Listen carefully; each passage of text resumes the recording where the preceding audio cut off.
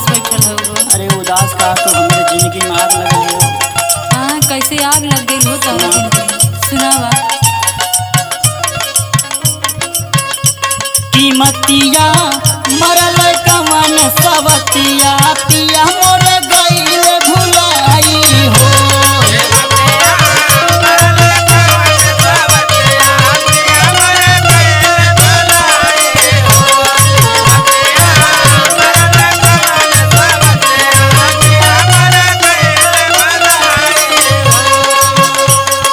बड़ा दुख के बात बा ये सबके।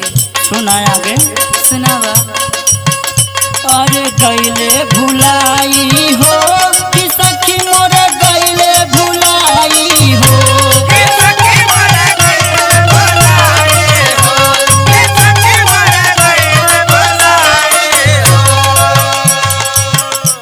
कि सोची सोची आवे हमके रोवाई पिया मोर गईले भुलाई हो।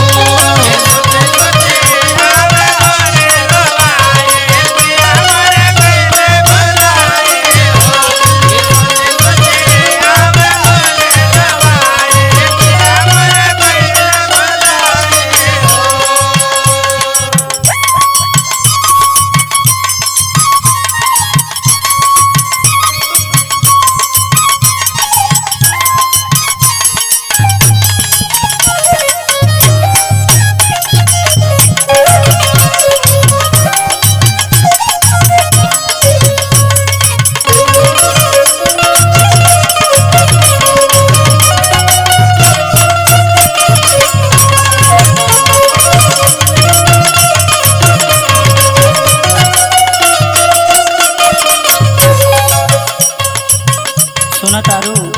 हाँ सखी सुनावा। कि जब घूम के घर आवे रे बीमारी हमें बुलावे।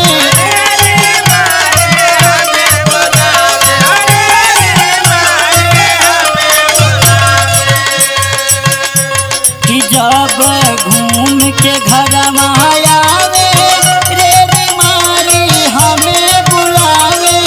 सुनो तारू। अरे हाँ हो सखी, पहले तेरे रियावत ना रहना तुहार। अरे का कहीं उनकर एकदम अंदाजे बदल गइल बा हो। हाँ, आगे बतावा का भाई। कि केतना लीला उनकर सुनाई पिया मोर गईल भुलाई हो।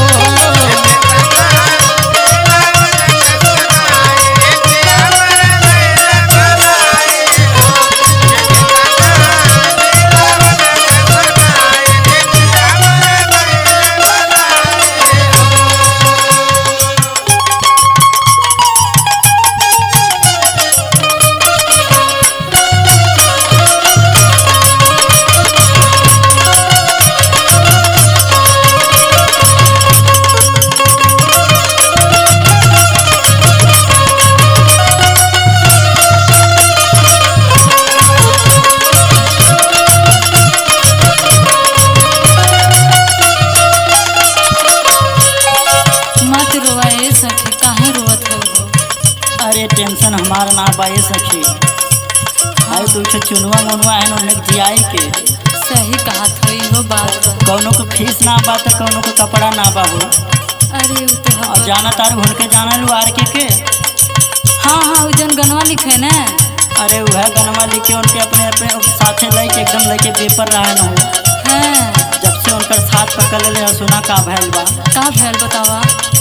कि जब से यार के बनल संगतिया रंजित पिया के बिगड़ल दतिया।